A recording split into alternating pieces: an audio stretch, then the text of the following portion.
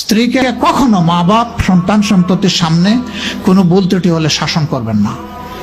একা নিয়ে বুকে জড়িয়ে ধরে তার সমস্ত নেক কাজের স্বীকৃতি দিয়ে তারপরে বলবো যে এরকম একটা বিষয় আমি দুঃখ পাই নাই, তবে আমি চাই যে এটা তুমি কারেকশন করে নাও এবং আমি আল্লাহর দরবারে তোমার জন্য দোয়া করব। মাথায় হাত রেখে একটু দোয়া করে দেন। এর চাইতে বড় আর কোনো শাসন হয় না। কিন্তু আপনি যদি মাকে খুশি করতে গিয়ে মায়ের সামনে তাকে ধমক দেন, তার ব্যক্তিত্বের উপর আপনি তীর ছুঁড়েছেন, আঘাত দিয়েছেন, সে ফুঁসে উঠবে।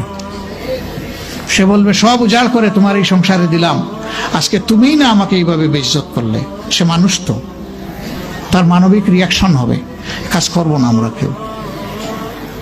আমাদের জীবনের অংশ, আমাদের হাড়ের অংশ, আমাদের কলিজার অংশকে আমরা সেইভাবে সম্মান দিব ইনশাআল্লাহ। আমরা ভালোবাসবো সে আমার স্ত্রী, আমরা শ্রদ্ধা করবো সে আমার সন্তানের মা। স্ত্রী হিসাবে ভালোবাসা পাবে, মায়ের জাতি হিসাবে সে সম্মান পাবে। এই দুইটা ব্যালেন্স করে যদি আমরা চলি, গড় হবে জান্নাতের টুকরা ইনশাআল্লাহ।